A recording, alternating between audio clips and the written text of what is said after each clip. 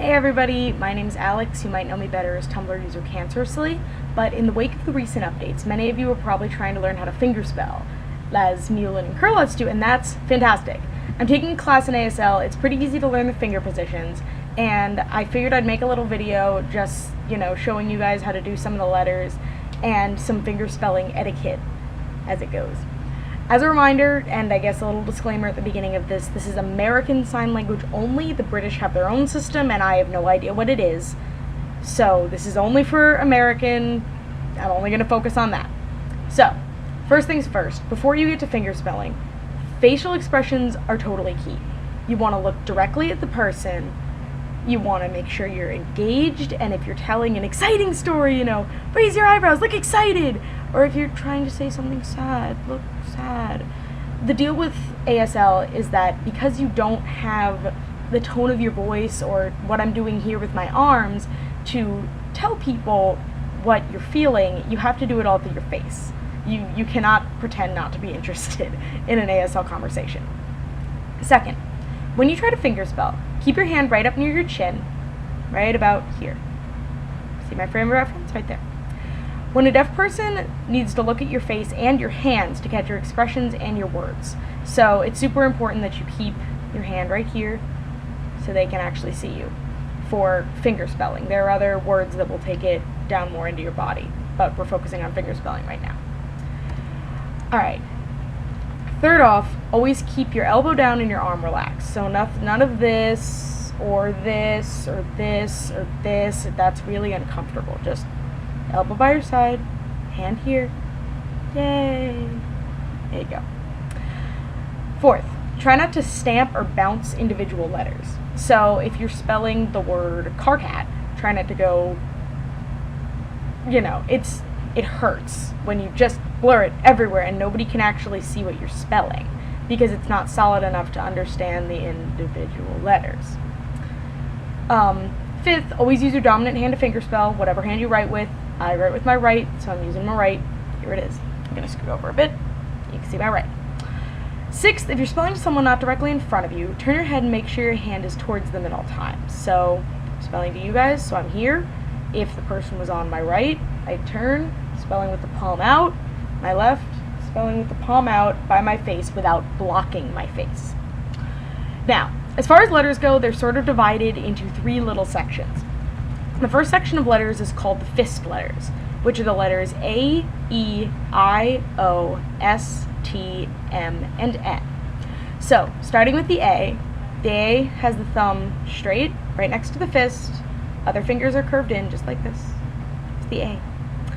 The E has the thumb sitting under the fingers. At least two fingers have to balance on it. I usually do it something like this, but you can go a little more over or whatever, but this is a clear E. The I has a thumb curve over the index finger and the pinky extended. So this out, like that, sort of like you're fancy and British and having tea, and yes, tea. The O is not a perfectly round O, and it's not sideways either. It's forward. You sort of tuck your fingers in, rest them like this, and that's an O. It is not sideways, but you can see it. See it sideways? It's not perfectly round? Yeah, that's an O. The S is what they call a true fist, where you've got your fingers curved in and your thumb tucked over. So there's your S. The T has the thumb tucked under the index finger with the other fingers relaxed. This is not a tight movement. You just tuck it under, little pointing out, right there, that's your T. The N and the M also have the thumb hidden under other fingers. They correspond to the amount of bumps that are in the letter themselves. So N has 2 fingers down, and M has 3. Remember, this is all relaxed. You're not trying to break your thumb in, and you probably just heard mine crack. Don't do that. It hurts, and now my hand hurts.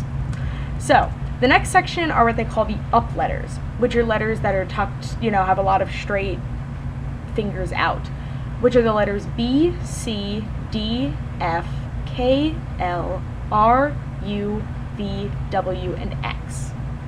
So the B has a straight hand, except for the thumb tucked in. There's your B. The C faces forward and not sideways. You basically just make a C, but it's facing forward. You see it from the side, it looks like a C. It's always forward. Make sure they can see your fingernails. There it is. The D has the middle finger and thumb make an O shape with an extended pointer. So there's your O from previously, but you've got an extended pointer finger right there. The F has the index finger and the thumb make an O shape with extended other fingers spread slightly. So the F, what you do is you sort of have a little pinch and your other fingers are out. From the side it looks sort of like this. Don't try to like strain yourself and stick your fingers up, that's really painful. But do try to keep them, you know, just relaxed and out. So that's the F. Forward out. I need to remember to keep my elbow in. This is what happens. Okay. Next is the K. The K has the thumb connect to the knuckle of the middle finger, with the middle extending at an angle and the pointer straight up, while the other fingers are tucked.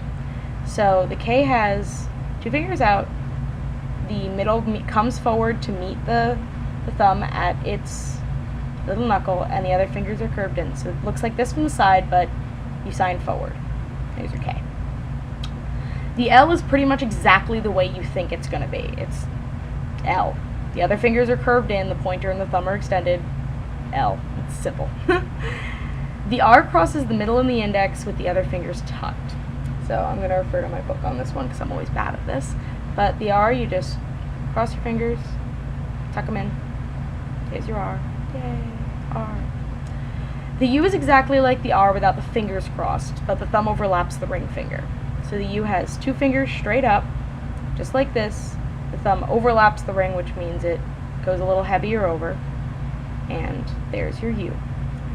And the V is pretty much exactly the U, except, boop, oh damn, there's your V. I'm referring to my book over here just in case. Alright, the W is also like the V, but it's, you know, we've got our V, bam, 3 fingers. Make sure your thumb isn't covering because this is uncomfortable and you can't really see it. Just covers the little, fingernail right there. There you go, there's your W. Now the X is spelled differently depending on where it falls in the word. If the X is the first, thing in the word, like if you're Kingdom Hearts and Xemnas and pretty much every name in Kingdom Hearts, it has the index bent with the thumb resting on the middle finger with the palm forward. So it's sort of like this. It's sort of like a pirate hook. You can think of it as a pirate hook. The thumb just rests right there. Looks like this. It's only for the beginning of a word. If it's in the middle or the end of a name, it faces like this. You see it? Ooh. So beginning, middle, or end. Finally, we've got our miscellaneous letters that don't fit into a bunch of stuff. They are G, H, J, P, Q, Y, and Z. So the G is going to have your fingers extended slightly sideways with the pointer sticking out and the palm facing in. It sort of looks like a little gun, just like this, you know. It's sort of just at an angle, you know, pew pew, but there's your G. The H is pretty much just like the G, except it has 2 fingers and your thumb disappears. So here's your H. Now the J is one of the 2 finger spelling things that requires movement of the hand. There's J and there's Z, which we'll get to later.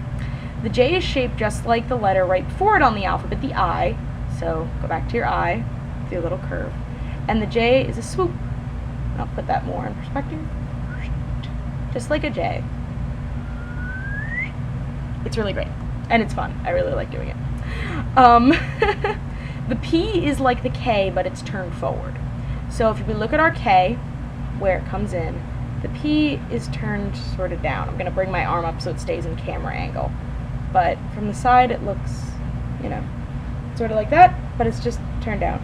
So there's your P. Looks sort of like a gang sign. If you're doing it properly in front of your head, it's more like that, so it's not as down, but keep your fingers straight. That's important. The Q is like the G, but with the thumb out and pointed down. So we've got our G, which is like this. The Q has the thumb out, and it's pointed sort of down. Again, it's relaxed. It looks a lot like the P, but it's not the P. Don't make that mistake. So there's your Q. The Y has your pinky and thumb outstretched and the rest of your fingers tucked in. It's just like this. You might have done this before. It's not, you know, rock concert like, yeah! No, it's not like that. It's fingers in. There's your Y. Yay, Y. The Z is the other finger spelling finger that moves. It has the pointer outstretched, like you're pointing, and you draw Z. So you just Z. It's usually done super fast, so see people be like, nah. So if you see something moving sort of sporadically in that direction, it's probably a Z. But please do, try to pay attention, and don't feel bad to ask for someone to spell anything again, because, yeah, learning is great, and nobody needs to worry about anything like that. Finally, one more thing about spelling, fingerspelling words, names, whatever. If you encounter words that have letters repeated, there are different things you do for different letters. If you have double letters for the letters B, K, L, or R, the letters bounce, sort of, which is kind of what exactly I told you not to do earlier, only in the case of repeated letters. If you bounce it when you're spelling normal things, it makes people think they're repeated, which is why you should keep a steady hand. So, say you were spelling, the name Bobby. So you've got your B, your O, and it goes B, B, Y. So it just does a little bounce back and forth, yay. That goes also for K, L, and R. If you have double letters with S, N, T, F, D, or M, the sign is repeated twice without a bounce. So if you were spelling the word kitty, you would have K, I, T, T, Y. You just loosen your hand and do the sign again. And if you have double letters with A, E, or O, the sign just moves over while you're signing it instead of signing it twice. So if you were signing the word Aaron, or the name Aaron, you would sign AA, and then it would be the RON, but it slides. That does that for A, E, and your O. Sorry, trying to keep in camera angle is great. Another thing that you might be interested in knowing, try your, just here, I'm going to give you the spellings for Meulin and Kurloz, or Carlo. I have no idea how to speak his name, I'm so sorry. But Meulin is M-E-U-L-I-N.